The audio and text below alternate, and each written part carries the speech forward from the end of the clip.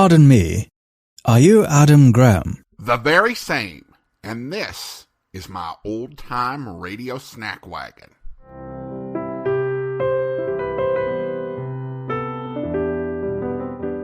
Welcome to the Old-Time Radio Snack Wagon, where we serve up a bite-sized portion of old-time radio. And now, here's your Snack Wagon host, Adam Graham. Welcome once again to the Old-Time Radio Snack Wagon.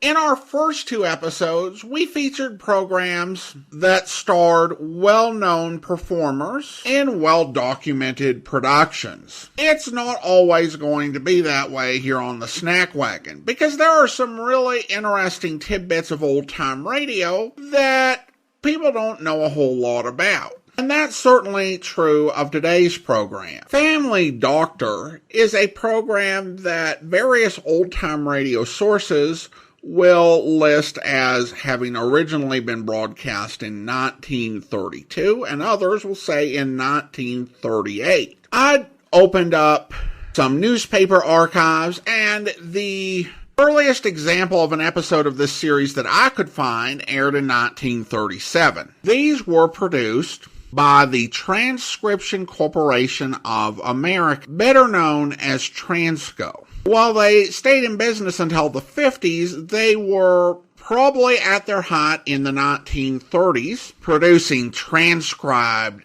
dramatic serials and music programs and sending them out to client radio stations across the United States. The Family Doctor was different from many other dramatic serials, as it was really quite episodic right up until the last 3 or 4 episodes. So now let's go ahead and play episode 1, False Witness.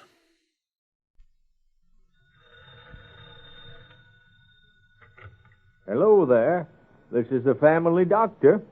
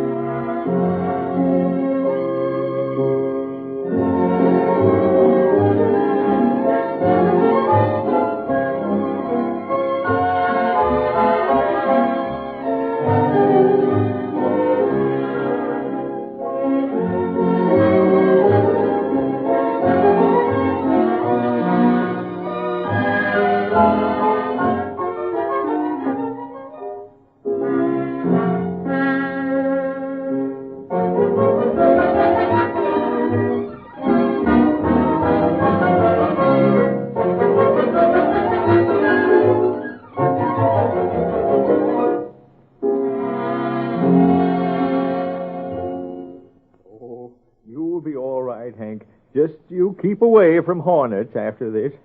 Don't you worry none about that, Doc. I sure will. Yep. Just make sure they're honeybees instead of hornets. Thank you, Doc.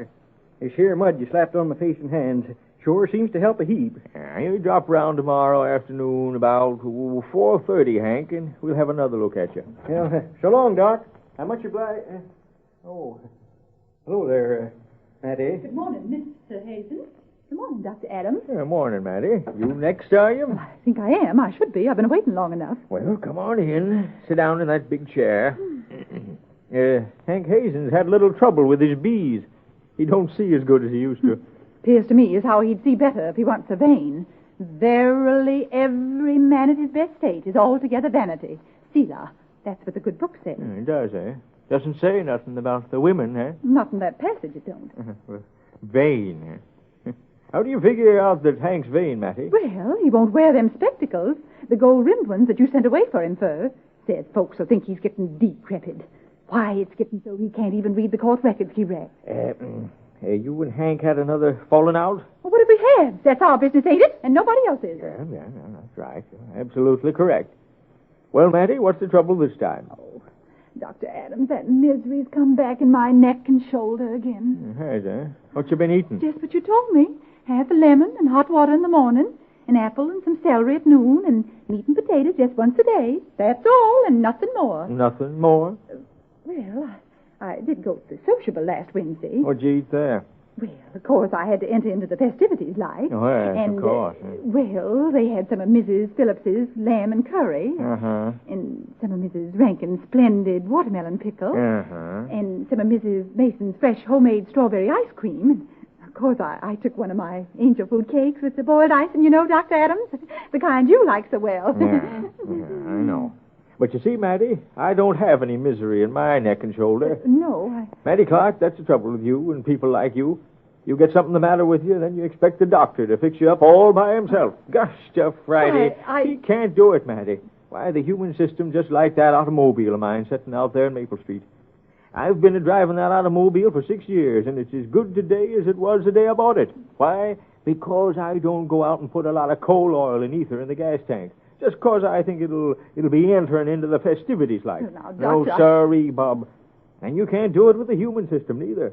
Well, I'll give you some of these pellets, and then you stop into the drugstore on your way home and get Pete May to give you some more of that same liniment. And then, Mattie Clark, you see that you stay with that diet list I gave you. Well, all right, Dr. Adams, but Oh, look. What's the matter? There she comes. Who? Judge Sam Windsor's girl, Faith. Well, what's so startling about that? Oh, Dr. Adams, ain't you heard? No, can't say that I have. Why, it's all over town. It swept Cedarton just like the gales of Galilee. Mattie Clark, what are you talking about? Well, you know Faith Windsor's the treasurer of a Sunday school class, the daughters of Naomi. Yes, I heard about that. Well, they were all getting ready for the class picnic next Saturday up to Miller's Lake, and what do you think? I can't. The money's disappeared. What? Yes. All the class funds has just been swept off the face of the earth, so to speak.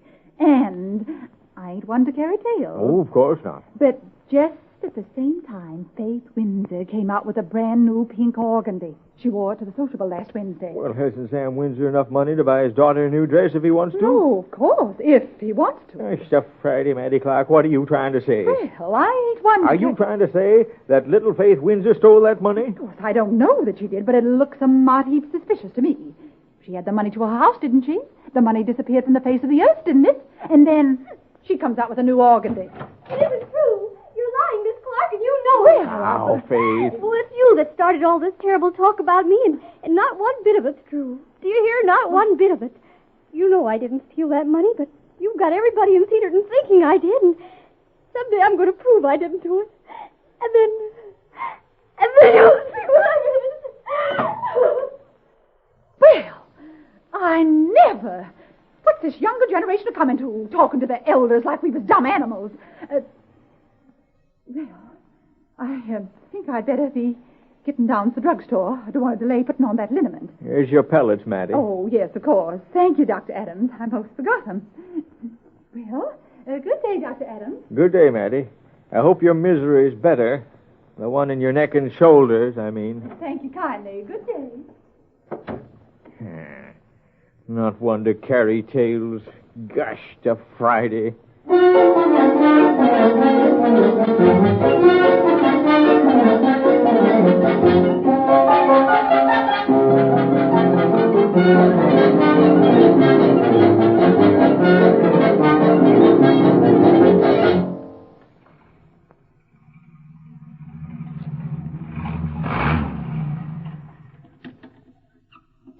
Hello, Doc. Oh, hello, Judge Windsor. Going into the drugstore? Yep, I have to give Pete May some instructions about a prescription. Well, come in with me. I'll buy you root beer. All right, don't mind if I do. 'Tis might hot. Go ahead. I'm right with you. Hi, Doc. Morning, Judge Windsor. Hello, Hello, Pete. Well, what'll it be, gents? Well, I've decided to go hog wild and spend a nickel on Doc Adams. 2 root beers, Pete. 2 root beers, right. You haven't seen your daughter lately in the last hour or so, have you, Sam? Faith? No. Why? Well, she was coming over for pennyroyal, I think. She and the daughters of Naomi was to have a picnic next Saturday, I understand, and said something about the mosquitoes being pretty bad right now at Miller's Lake. Oh? Well, no, I haven't seen her. There you are, gents. Ice cold and a nickel a glass. Thanks, Pete. Well, Doc, here's how. Yeah? Oh, yeah, thanks. You wanting anything else, Judge? My telephone's ringing. No, that's all for now, Pete. Here's your dime. Thanks. The girls ought to have a fine time on their shindig. Beautiful place, Miller's Lake. Beautiful. Been thinking about buying some property up there. Think it'll double in value in the next 5 years. Oh, Judge, it's for you, Mrs. Windsor. Oh, thanks, Pete. Be right back, Doc. It's my wife. Probably forgot to tell me to bring home a watermelon. Been busy lately, Doc? Hello? No. What? People in Cedarton are all pretty healthy. Too healthy for you and me, eh, Doc? Oh, of course, I didn't mean I'll that. bring him right with me. It's Doc. Hmm? Doc, you've got to come up to the house with me right away. Oh, well, what's the matter? Faith, she's very sick all of a sudden. Come on, Doc. We'll go in my car. It's right around the corner. Oh, good morning, Judge Windsor. Morning. Come on, Doc. Please, hurry. Morning, Pete. What's the trouble up the Windsors? Well, now, that's too bad. What is it, Pete? What is it? Yeah? Oh, why, Mrs. Windsor just phoned the judge and told him Faith's awful sick. Got sick all of a sudden, she said. Faith sick? Oh, well, all of a sudden? Well, I wonder what could be the trouble.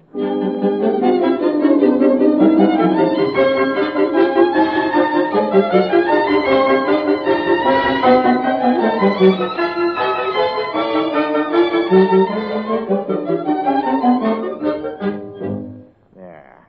Now, that mustard and water and that white of egg did the trick. Yeah. Now, you'll be all right, Faith.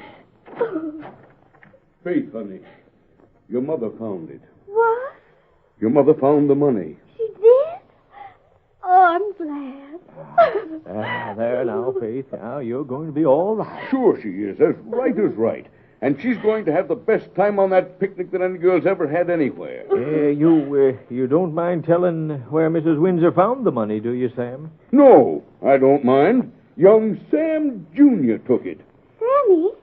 Why? He was just playing a prank on you, Faith. Just like a younger brother, he and some of the other boys decided it would be fun to hide those funds. So Faith and the girls couldn't go to their picnic. Oh, I see. And then, when they found out what people around town were saying about Faith, they were scared to give it back. But just as soon as I can get around to it, I've got a prank I'm going to play on him with a hairbrush. Yes, sir. Well, Faith, I'll drop around again this evening just to see how you're getting along. To fix you up so as you can eat anything you want to on that picnic Saturday. Oh, thank you, Dr. Can Adams. you find your way out by yourself, Doc? Oh, yes. After 18 years of coming around here, I should. Well, All goodbye right. now. See you in the evening.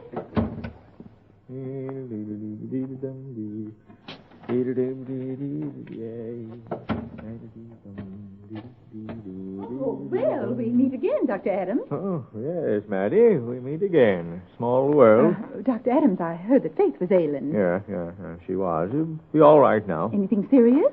Oh, might have been. She ate some rat poison. Rat poison? Yep. She felt so bad about the gossip that was going on around town. You know, about the money. Oh, yes, the money. They found it, though. They did? Where was it? Young Sammy had it hid just as a joke. Oh, well, I'm so glad they found it. I'm glad, too, that Faith's feeling better. Yeah.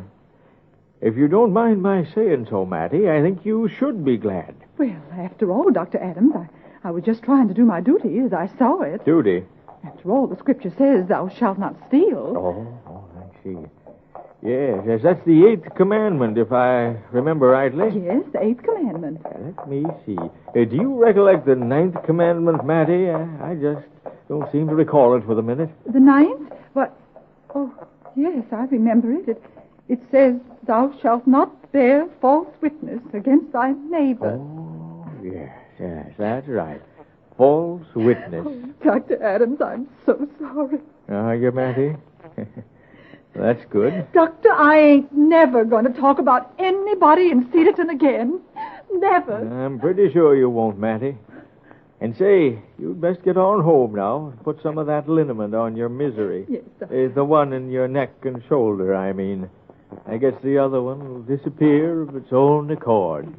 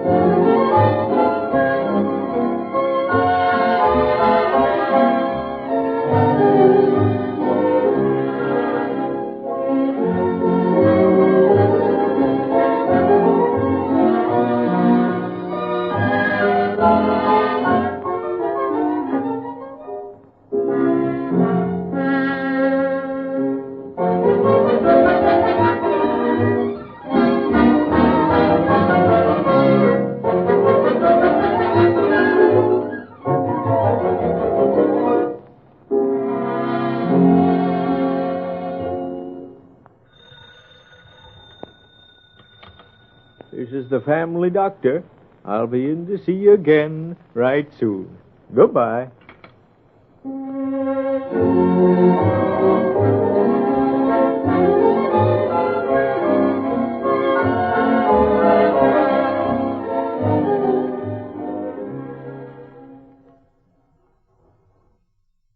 Welcome back.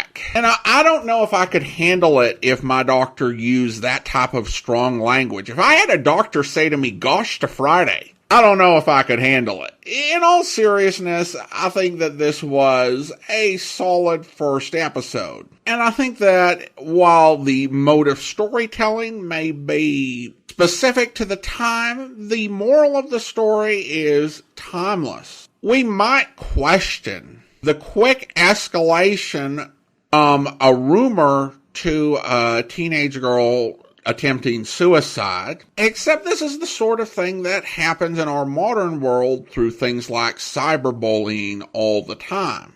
Family Doctor is a series that focuses on a vision of medicine that is foreign to our modern world.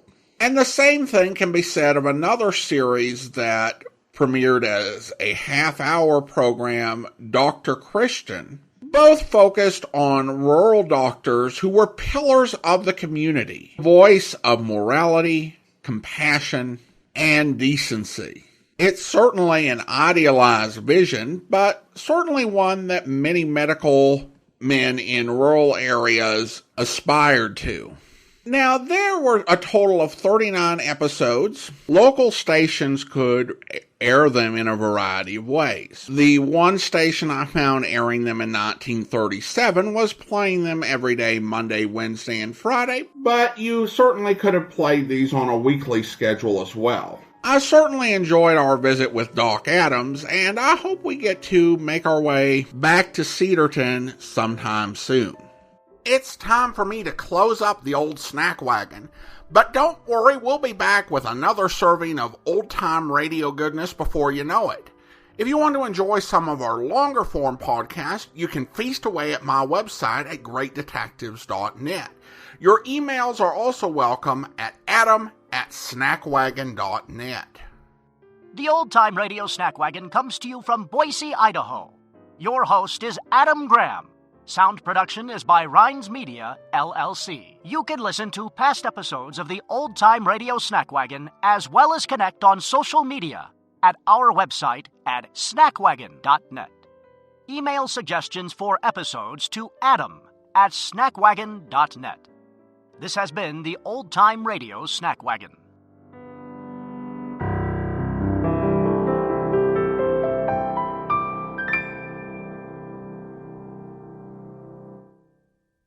Until next time, goodbye.